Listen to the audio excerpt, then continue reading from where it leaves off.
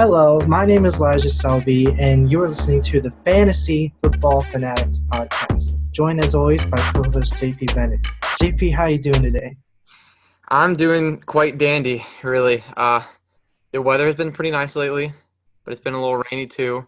I'm just glad to be moving into the summer weather, man. Yeah.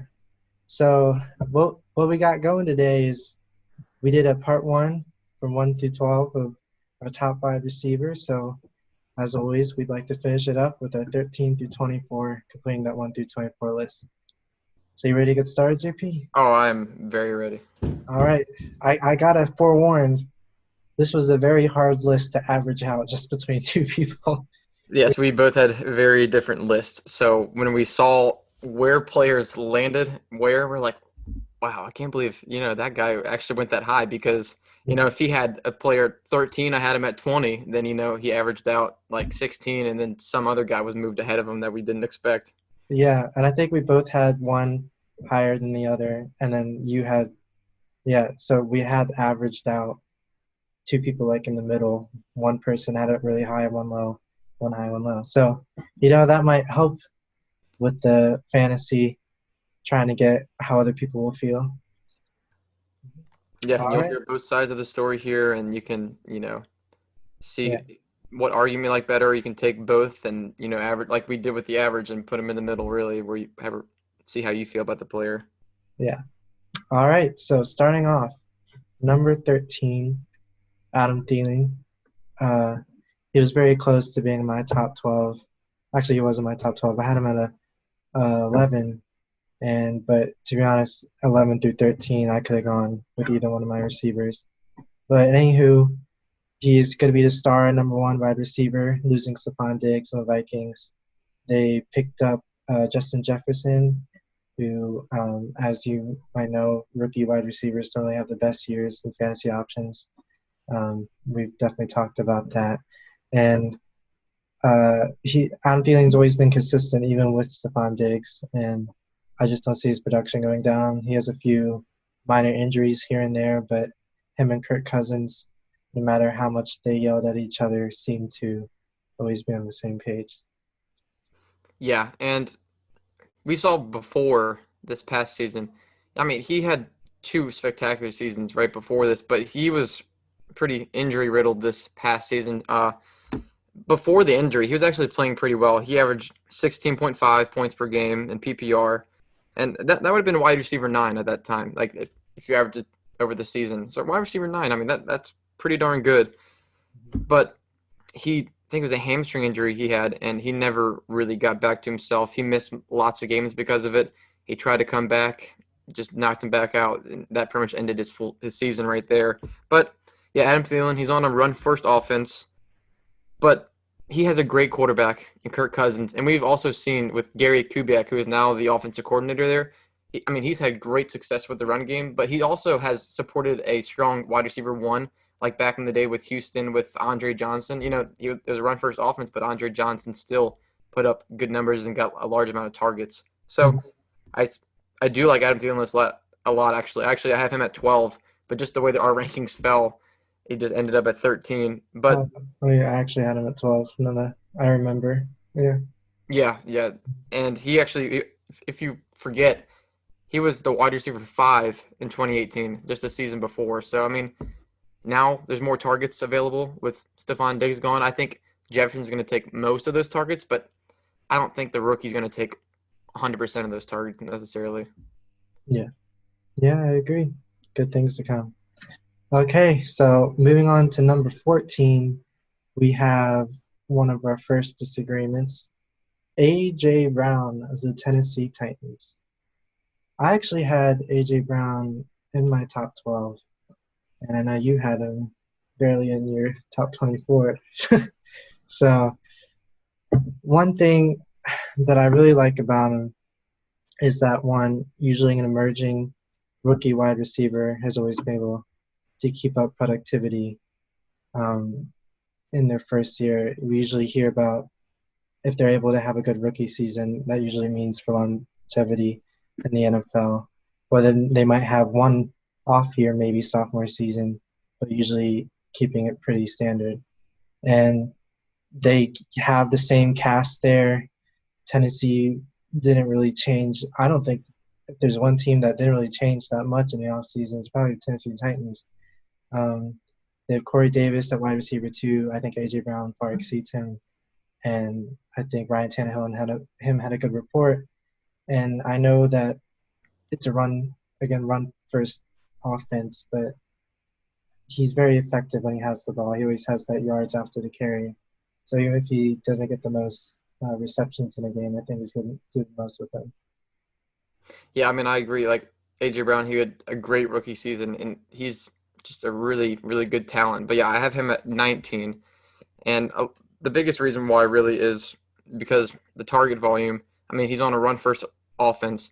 I mean, I don't completely avoid players on a run first offense, but it does worry me a little bit because there's games where they can just disappear and the team can win without even using that player. But he wasn't really a full time starter until week 11. Really, that's when for some reason he was doing so well, and they just wouldn't give him starting share snaps, until week 11.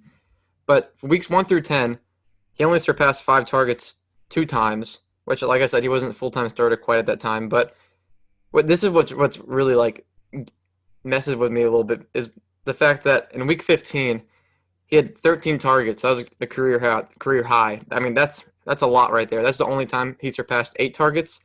Then he followed that 13 target week with 2 targets. And in that game where had 2 targets, he played 100% of the snaps. So it's like, man, that's what worries me the most is the fact that he can just disappear like that. And in fantasy, I really value those players that are consistently, getting the targets, so that I know they're not going to give me those 0 or 3 point games. But he had a crazy touchdown percentage too. He had 52 receptions and 8 touchdowns. So that means he caught a touchdown on 15.4% of his receptions, which, I mean, that's crazy. That's got to come down. But I do expect the volume to go up just, going into year two. But since just seeing, I mean, a lot of this was at the end of the season when he was a full-time starter. That just is what worries me. And the fact that the Titans, they're so efficient in the red zone last year. So from weeks 10 on, right, their scoring ratio was 43 touchdowns to 1 field goal. I mean, that's unheard of right there. And that efficiency helped A.J. Brown a lot.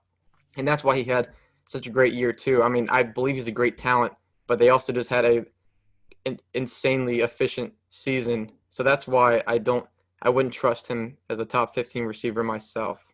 But he's going to have those big play weeks because he's just a beast with the ball in his hands. I think you could also chalk up inconsistent play to him being a rookie wide receiver, though, and every team is just basically a new learning ground for him. And if that inconsistent play was like 3 years in a row, then maybe I'd understand. But I think uh, a down game here or there as for a rookie it doesn't necessarily mean he can't be consistent next season. Yeah, but I mostly mean like when he was a full-time starter at the end of the year. I mean, yes, he was still rookie, but the fact that he just got like 2 targets in a game after 13, that's what worries me because the Titans, they were winning that game. So they're like, we don't need to throw the ball. We're just going to run it and win. We saw the same thing in the playoffs. Yeah, If they can only run the ball and win that way, then they'll gladly do it. And that's personally why I don't have as much faith in him as putting up the stats. I can agree with that. All right, number 15, we have Odell Beckham Jr.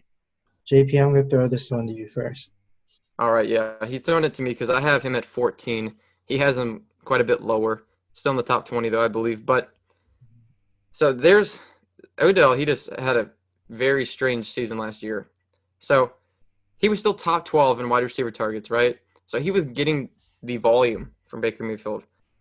But this is what encourages me that he's going to have a better season this coming year because if you look back when Jarvis Landry was in year one with the Browns with Baker Mayfield, he had 149 targets. He had a ton of targets, but he had 900 yards, 4 touchdowns. The next year with Odell in 2019, Landry hit 138 targets. So he went down in targets, but his receptions went up, his yards went up, and his touchdowns went up. And what I think I think there's something with Baker in the chemistry. I think Baker needs that chemistry with the receiver. And now that Odell Beckham has had a full year with Baker, I think he's going to have a better season just the same exact way that Landry did with Baker. Because it just seems like they didn't have that connection yet. And not to mention also that the offensive line, pass blocking wasn't very good. And now they have Jack Conklin and they had the first round pick at tackle. So that's just going to shore things up for him right there. But Odell Beckham also had the injury, right? He had surgery in the offseason. He said he played through it the whole season. He said he didn't want to say anything to the staff at first because he didn't want to seem like he's making excuses in his first year there. But this is a quote from Odell. He said, I just couldn't move the way I wanted to. And it was a core muscle injury, and he already had surgery on it. And to think that he didn't have the chemistry with Baker, the offense had a down year and their pass blocking was weak, and he had to play through that injury. I think those three things right there, that all was against Odell, and that's why he didn't have a great year. But he still actually surpassed 1,000 receiving yards, believe it or not. And with all those three things, like I said, going against him, I think if playing healthy, better chemistry, and a better offensive line and offense overall, I mean he could explode this year. But I mean I don't have him in my top 12. It's not like I'm expecting that, but I just think he's going to have a really strong year this coming year with all these things going in his favor next season. Hmm. I had him at number 18. I don't think I ever truly disliked him. I just, with the people above him being more towards number one options, you just have Jarvis Landry that has emerged with Baker Mayfield, and Jarvis Landry was also a wide receiver one coming from Miami. So it's basically more of a split snaps with for me, still developing QB. He's not as ball slinging as Jameis Winston was with being able to share two 1,000 yard receivers. And I just feel like this could go to kind of what we talked about in our running backs.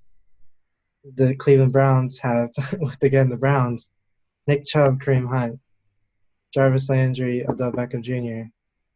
It's not going to end up 50-50. One's going to win in both skill positions, and I feel they are going to run the ball more. So then I just don't really like the Odell or Jarvis Landry for my top 20 wide receivers. Although I had Odell, now that I say it, in my top 18, but not really that high.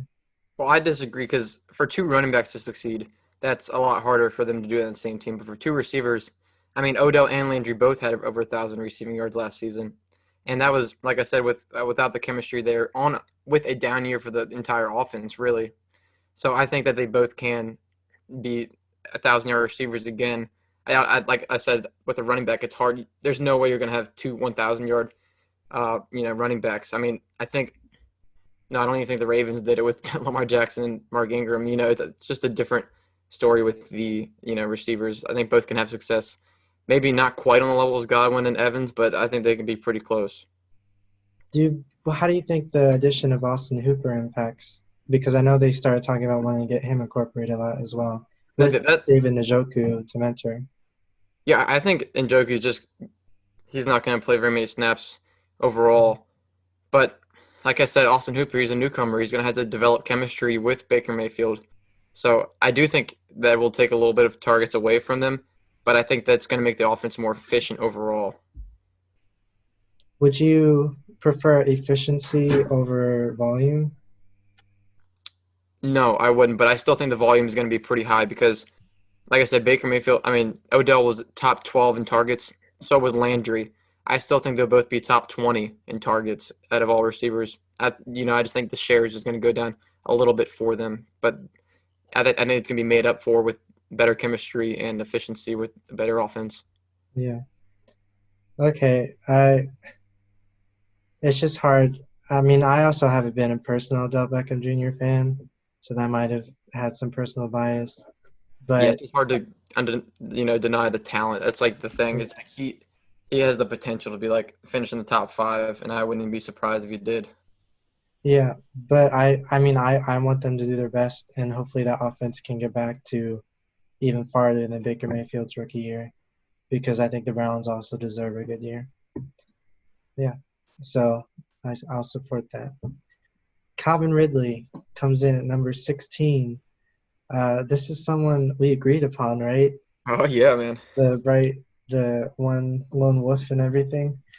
Uh, I really love Calvin Ridley for this year with all we've talked about with Matt Ryan having his up year, him still being the consistent wide receiver too, with Julio Jones even having Matt Ryan without his up years. Um, he's always been insanely talented, had a great rookie year, and I just see a great fantasy outcome for him. Yeah, I mean Calvin Ridley, he's like we're both pretty high on him, honestly, higher than most people. Mhm. And yeah, it's just a pass first, high flying offense that scores a lot of points. And people may not know what you're referring to, but Matt Ryan, there's some weird, not even you can't prove it with science. Just the stats say Matt Ryan every year he has an up year and a down year every other year, and even his down years aren't that bad really. But when he has up years, he's like a top five fantasy quarterback. Yeah, And if you look at the trend, that's where he's headed right now. And I personally think he can get there. But Calvin Ridley, he doesn't have to have the number one cornerback against him the way Julio Jones does. And this is what is interesting. So you have Mohamed Sanu gone. He was traded halfway through the season. He was taking targets away from Calvin Ridley, and now Austin Hooper's also gone. You bring in Hayden Hurst. Yes, Hayden Hurst is going to fill most of those targets from Austin Hooper, but he's not going to take them all, I don't think, in year one with the Falcons. But Calvin Ridley, when he had 5 catches or more in a game, he averaged 21.7 points per game. Chris Godwin was the number two receiver and averaged 19.7. Ridley was averaging 21.7 when he got the volume. And his volume went up when Mohamed Sanu was gone. And I think it's going to go up even more with Austin Hooper gone. I mean, he had 6.3 targets with Sanu there per game, and it went up to 8.2. He went up 2 full targets when Sanu was gone. And from that point on, when Sanu was traded, he was wide receiver 10 in points per game before he got injured in the last few games. So, I mean, he has realistic upside to be a top 12 receiver, and this could look like the Mike Evans Chris Godwin duo right here if we're really talking about the potential Chris Godwin type breakout. I think Calvin Ridley really has that potential. yeah, I believe that. And if Julio Jones is getting the touchdowns, then who's getting the touchdowns? It's gonna be Calvin Ridley because of, Julio just never seems to get the touchdowns he deserves. You're But exactly right. yeah, so definitely good things to come. All right, moving on to number seven. What? Oh, sorry, 17. Okay, I Lost the think list there. yeah, I lost my place. 17, DJ Chark. Uh, Woo! yeah, let me hear what you said because you talking to me all night last night about all the research you did and what you have for good things to come. Being that DJ Chark is usually placed around 25 to 30 in a lot of wide receiver lists. Yeah, I have him at 15. And honestly, I think the rankings that he's getting is like it's pretty disrespectful because the year he had last year, I mean, he had a great year, and people are moving him down. They expect him to have a worse year. I don't know why that is personally, but I don't know if people know, but he is a physical freak. He is so Julio Jones, right? He's a physical freak, right? Everybody knows that. Julio Jones is 6'3" and ran a 4.39 40. DJ Chark is 6'4" and ran a 4.34. He's bigger and faster than Julio Jones. Same size as T. Higgins this year, right? But he's fast.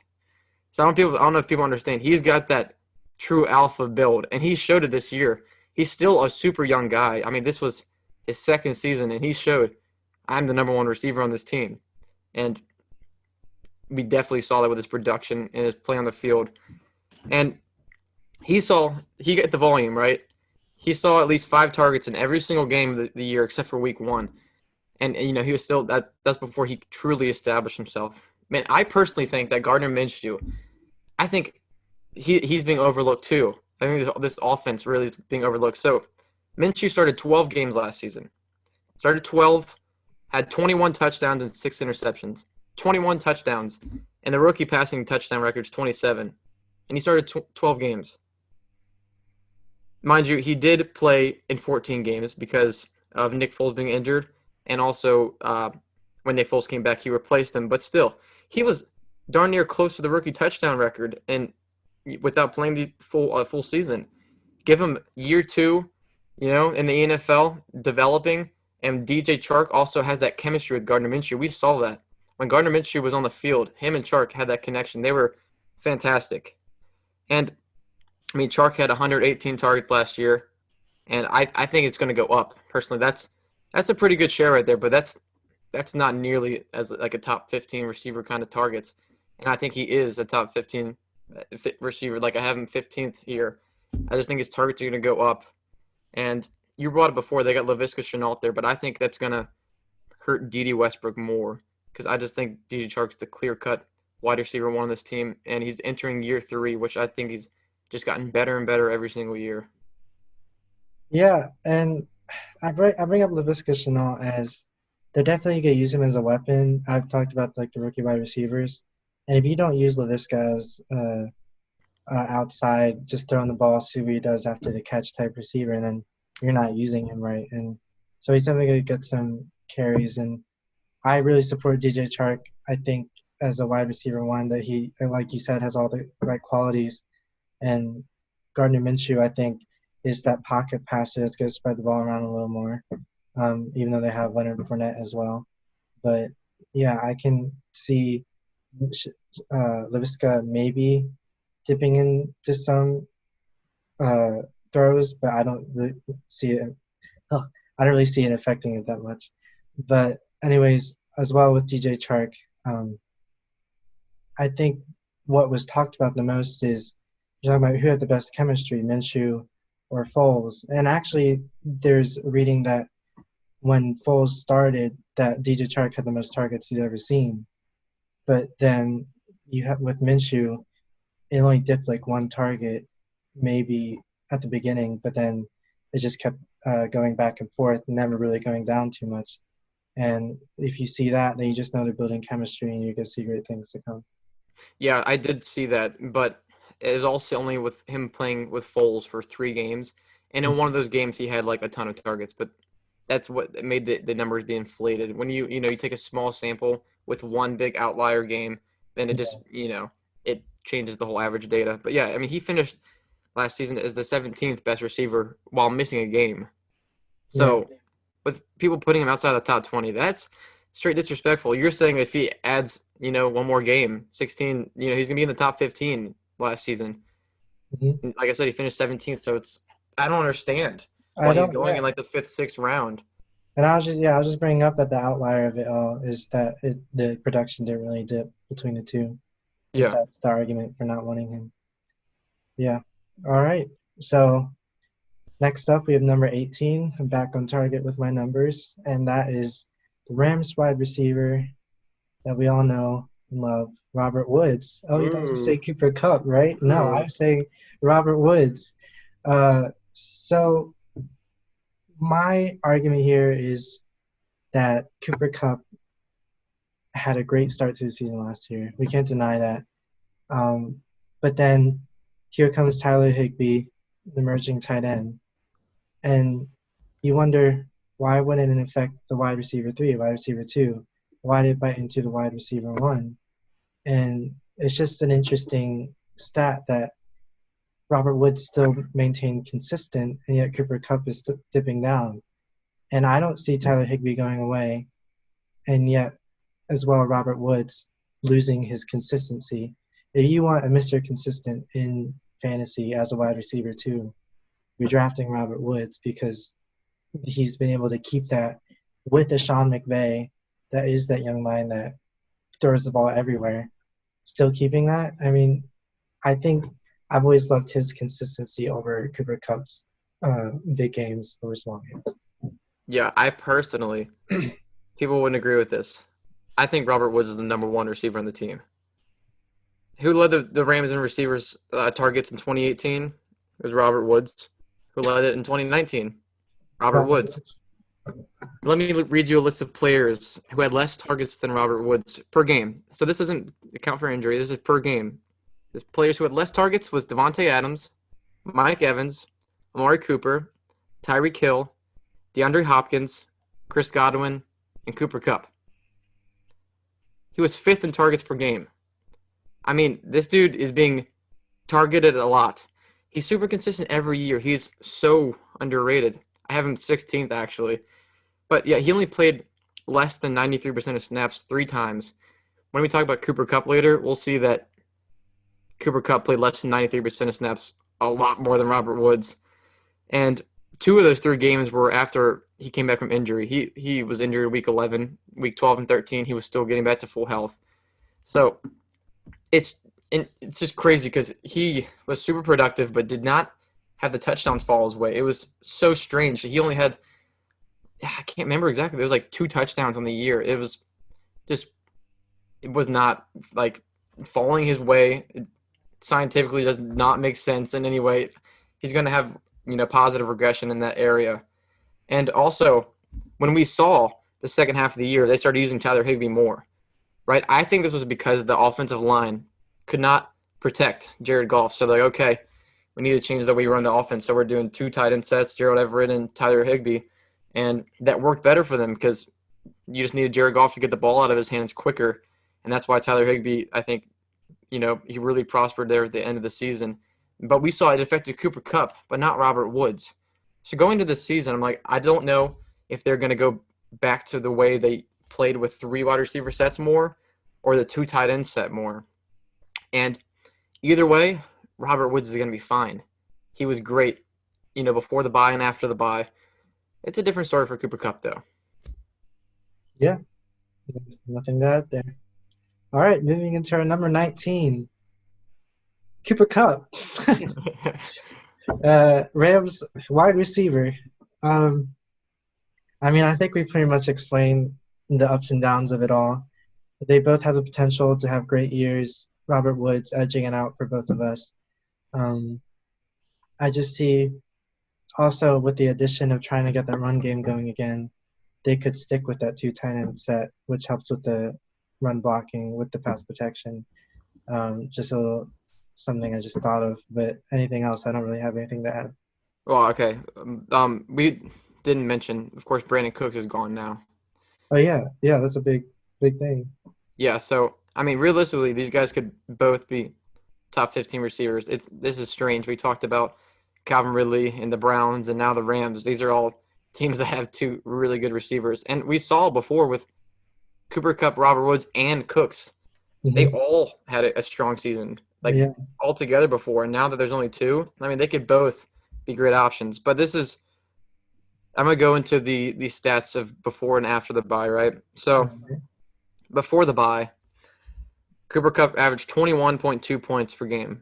That would have been wide receiver 2 on the year. He was, having a career year. Yeah, he was killing it. After the bye, he fell from 21.2 points per game to 12.5. His production fell almost in half. So that is what really worries me. If he didn't have such a terrible end of the season like this, I think he would be in almost everybody's top 10 list. But that's the big thing that is worrisome, When you see a guy that can the offensive philosophy just moves away from him. He was, he was the number 1 target on the team before the bye. I'll admit that. But then when you completely change your offensive philosophy and he's not as big of a part of the offense, that scares me. That's why I have him below Robert Woods, not in the top 15, really. I mentioned before, he only played 93% of snaps. I can't read my numbers here, but it was like half the games when Robert Woods played. He did almost every single game. That's why Robert Woods just has to be ahead of Cooper Kupp. The only reason Cooper Kupp is this close for me is because of the fact that he seems to be the go-to guy in the red zone. He gets the touchdowns normally. But like I said, I think Robert Woods is due for positive regression there. So, yeah, Cooper Kupp, I want to be excited about him because we saw how dominant he could be at the beginning of the season. But he's a risk. Yeah, he's a risk, but also keep in mind, we have him 1 behind Robert Woods. So it's not like we're saying you could go 2 wrong with choosing the option. We just have 1 instead. Yeah, I think it's a matter of do you want to go with the safe option or do you want to go with the boomer bust option? Yeah, Although I don't think Cooper Cup's necessarily going to bust, but I think his floor is lower, but his ceiling's higher. yeah. All right. Getting into that big 2-0, we have our most controversial pick, uh, Devontae Parker of the Miami Dolphins. I wanna. I don't know who should start off with this. I guess I'll start off. All right, so I was the big supporter of Devontae Parker. It has been brought up to me. I'm gonna bring up one of his arguments that he was always that supported guy. He's like, this could be Devontae Parker's breakout year. This could be his breakout year. And I was like, no, no. But we always knew they had that raw talent until this year came in his fifth year. And what's supporting my decision is that he didn't just break out in like a few big games. He was super consistent throughout this whole year, being super consistent with everything else around him being inconsistent.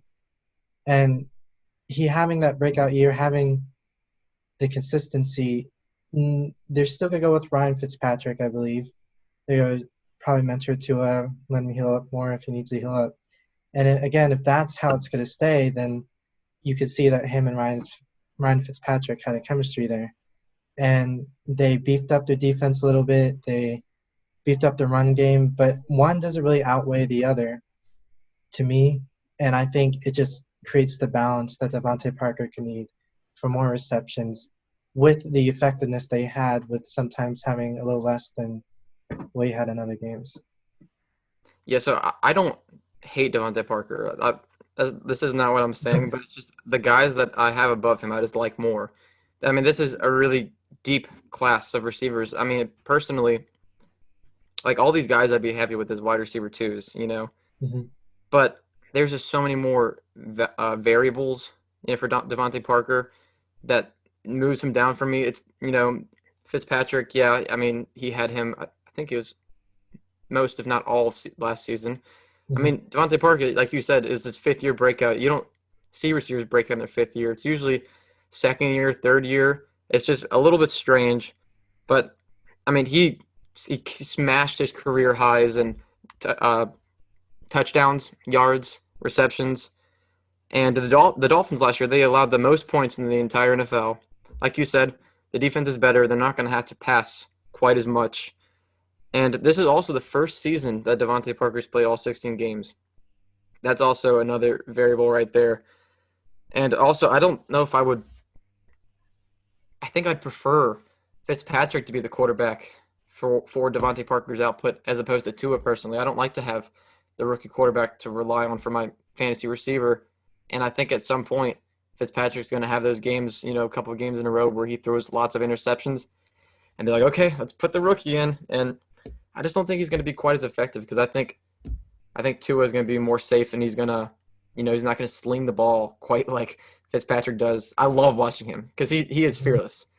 But Yeah. I think that Tua is going to use more of, you know, his tight end and shorter passes. And I think it's going to hurt Devontae Parker a little bit. But yeah, I mean, he looked really good last year. I don't hate him. It's just the fact that I don't like him as much as these other guys that I have above him. Yeah.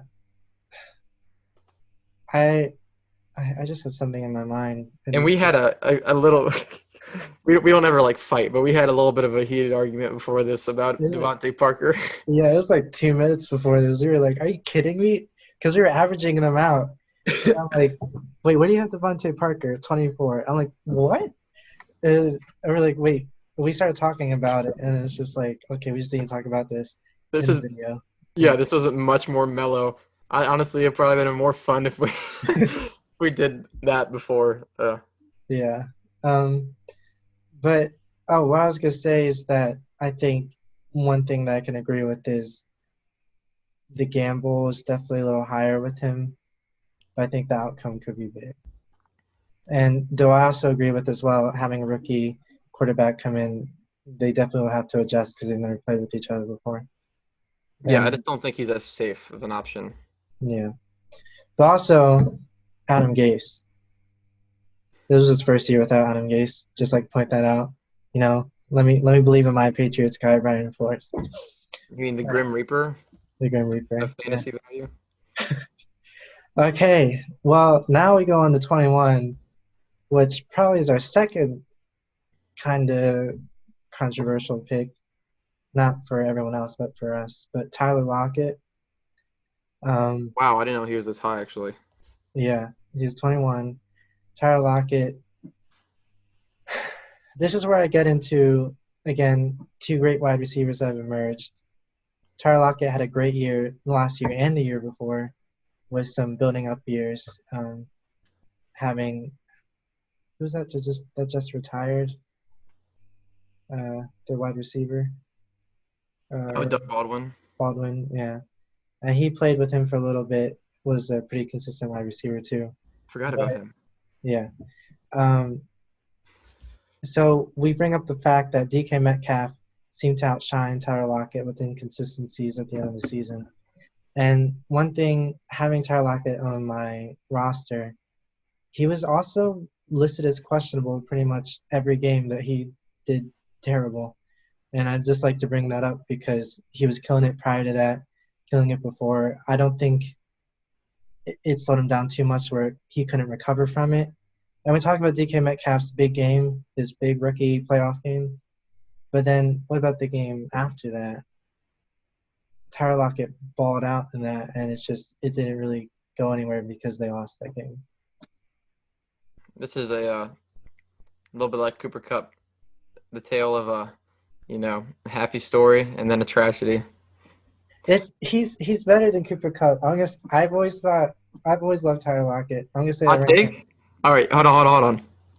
Do you wanna bet right now who's gonna have a better season, Cooper Cup or Tyler Lockett? Tyler Lockett. All right, so I bet Cooper Cup will, and we're gonna do something at the end of the year. We're gonna do something. I don't know. Maybe we're gonna throw a water balloon at someone's face. I don't know, but whoever wins. All right, Yeah, take on it.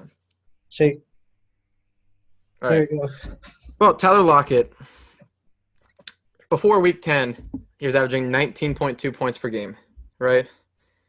So that's pretty good. It wasn't quite the Cooper. That's funny enough. It wasn't quite where Cooper Cup was, before the way he had it.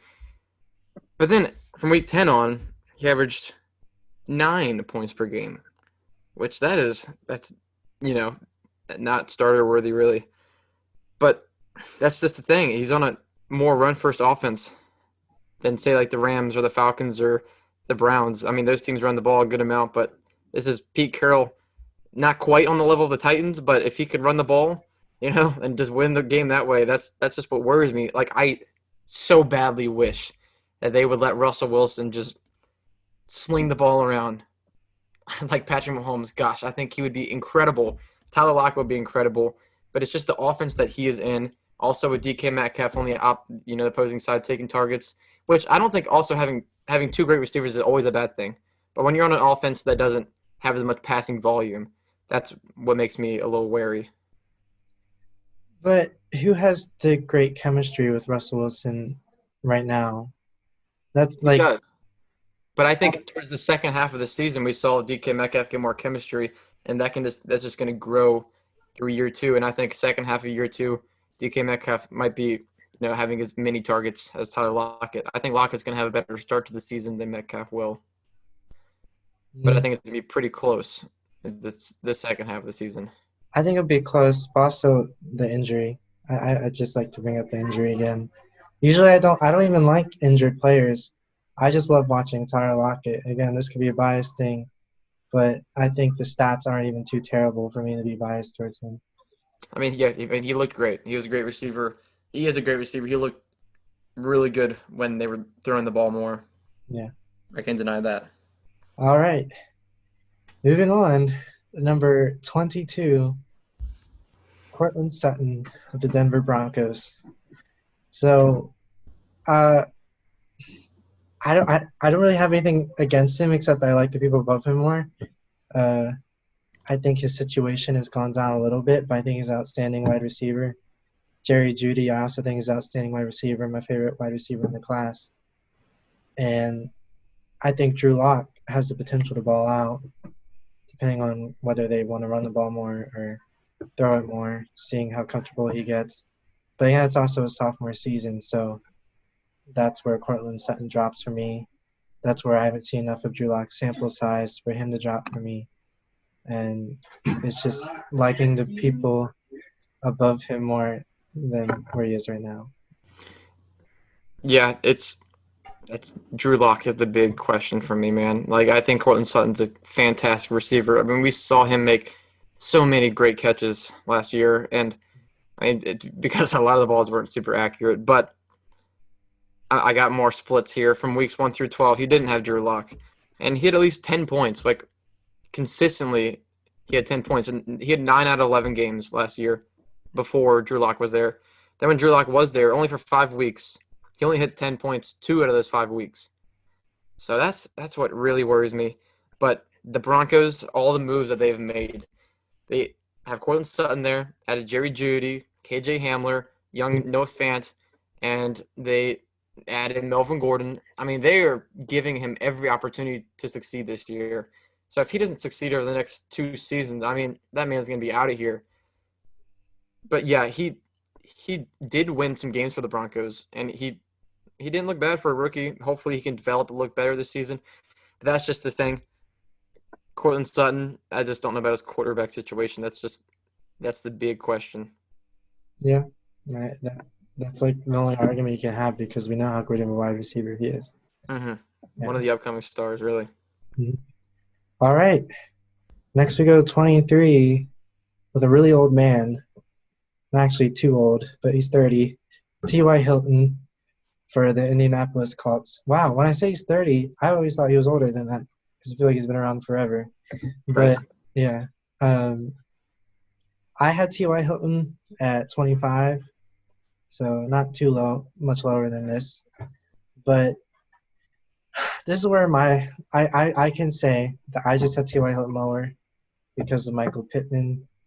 I'm a fanatic for Michael Pittman. I think he's going to do great. I don't think I didn't put him in my top 24 because I don't think he'll be like, a consistent. Yeah, I want him to be a consistent wide receiver 1/2 starter, but I Michael have to Pittman. go with also stats of how well rookies usually do.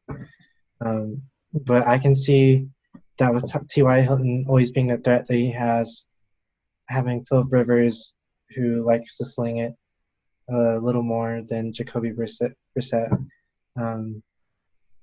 I can see great things. Again, I just like Michael Pittman a little more, and I like some people above him more. And I think this is going to be a nice balanced offense. I don't think it's necessarily run first or pass first, but I just think Michael Pittman complements T.Y. Hilton like very well. It might take a few targets away really, but we've seen T.Y. Hilton have these top 10 wide receiver seasons before. And yeah, you think he's a little bit older, but yeah, he's still 30, so he's got some juice still. And Mm-hmm. what's weird too is when you see guys get older, the guys who usually fall off first are the big tall receivers. But the smaller stature receivers, the speed receivers like Deshaun Jackson, they I was seem to about to linger a say, little bit longer. Yeah. yeah. But like I said, he's had these top 10 wide receiver finishes before. Now he's got a really good quarterback with Philip Rivers, and you got Michael Pittman across from him. Like I said, is a great compliment. So I just think T.Y. Hilton, his upside is is really big. I think he could easily be a top 15 receiver. But my biggest question for him is the injuries, because it seems every single year he has something small that brings him out of the games. So if it wasn't for the injuries, I'd probably have him a little bit higher. Although the age is a little bit of a concern, but not too much for me this season. Yeah, and being 30, I think the age is really going to impact him. I think the little injuries is probably more bigger worry. Yeah, I mean, and speaking on injuries, honestly, so if he does miss some games, Pittman could have really big games those weeks and lots of targets. Yeah. If just side note here, okay? This is really our topic, but I just like to bring up. I see all these rookie rankings, and they are not respecting my guy, Michael Pittman. Rookie wide receiver rankings. Sometimes I've even seen KJ Hamler above Michael Pittman, and I'm really confused with what they're thinking. And I'm like, okay, can you please look at where he's at? Look at the perfect situation he was put in, and look at how amazing a wide receiver he is. Okay. You see KJ Hamler above Michael Pittman. He was number 5. I saw a list with KJ Hamler number 5. And So then then they not realize that he's behind Cortland Sutton and Jerry Jeudy, who are almost, Cortland Sutton's already proven great receiver. Jerry Jeudy's a first-round receiver. Michael Pittman was drafted ahead of KJ Hamler for a reason, too, and a better offense, better quarterback. I mean, yeah, Phillip Rivers might be gone in a few years, but Drew Lock, that's not going to be instant success. I mean, not that I think.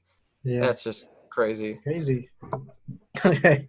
Moving on to our last pick, number 24, Keenan Allen of the LA Chargers. I love Keenan Allen. Amazing wide receiver. It's just things are not going his way right now. They're moving into a big quarterback change with Tyrod Taylor, one of the most conservative quarterbacks in like NFL history. And looking at the stat lines of him with the Browns, with the Bills, you have at most 6, 7 targets for his like wide receiver ones. If he ever is consistent with that, usually dips down to him taking a sack or throwing it off to a running back / tight end. So I don't see Keenan Allen being his wide receiver one self. I don't think his floor is low, but I think his ceiling isn't high either. I think he maintains a high wide receiver two type play, High wide receiver, too? high or low. It just, I mean, I can't predict Tyrod Taylor. That's the thing. Where do you have Keenan Allen? I have Keenan Allen. I had him at 24. So you think he's more of a low wide receiver, too, but you think he's just gonna be consistent. He doesn't have the ceiling really. Yeah, I don't think he has the ceiling. Yeah, so yeah, I don't think he's gonna get nearly as many targets with Tyrod Taylor there. But honestly, since Tyrod Taylor is that dual threat quarterback, the defenses have to be careful, and watch out so he doesn't run. I do think that benefits the receiver a little bit because then since the defense has to worry about that, I think it helps make Keenan Allen get open better, because and the whole time in the back of their mind, the defense is thinking, I got to make sure Tyrod doesn't run. But yeah, the volume, that's the big thing. It's not going to be there. And gosh, I just don't like he has Tyrod Taylor there. Oh my gosh. Mm-mm. I wish they had a better quarterback there because Keenan Allen, he finished as wide receiver 6 last year. So this is a guy who's been in the top 10 of 2 years in a row, and now he's not somebody who I really want to touch until like even the 5th round as like a flex, maybe wide receiver 2 guy. Yeah, it really sucks because he's. I mean, I'd like to think that his talents can carry him into being more productive than I think he's going to do. But to be honest, if Justin Herbert gets put in, No, yeah, my that's initial it's my very realistic. yeah my initial take of Justin Herbert, I know it's really unrealistic, but I know it improved a little bit. But initially, with like watching these games and all of that, he could really be another stronger armed Tyrod Taylor. Just He's more conservative with that. without that rushing, Yeah, like Tyrod has. he rushes. No, he's a pretty good rusher. He rushes a few times, and Pretty good, but not Tyrod, I don't yeah, think. and he has the arm. He just doesn't use it, and I hope that he gets his confidence up. But at least like sling it like Josh Allen or something. Not quite with the rushing ability, but I hope the best for Justin Herbert. But if he starts a little unprepared, Tyrod Taylor doing bad, I don't see that quarterback play really being a success. It's going to be hard to trust Keenan Allen when Herbert's starting because I think he will at some point during the season, and that's really the biggest concern. Tyrod can support him being, a top 24 receiver, but Herbert, maybe he can, but I don't think so, honestly. Yeah, it's just a sad part about it. We have to hit the 24 on a sad note. All right, so bring the spirits back up. That is our top 24 lists for wide receivers for the 2020 NFL fantasy season. If you liked what you heard, please subscribe. There's going to be a button probably over there. Hold on. You see that? What? You watching. There's a fly on that subscribe button. You need to smash that button. Please hit the subscribe button. I would love if you help with even the like button too, with the YouTube algorithms and everything. We just would really appreciate it. Yeah, that was really You good. get the fly? Smash it. Well, now you know. Now you know. Subscribe buttons. It's going on his face right there. And then if you want to like look at the part 1 to this video, I'll have it probably down in the center below. And yeah, if you like what you hear, our YouTube is FF Fanatics, all capital F's. You got it. And then FF Fanatics 11 for Instagram and Twitter, lowercase f's. Yeah, please just check us out and support us if you can. Thank you all very much.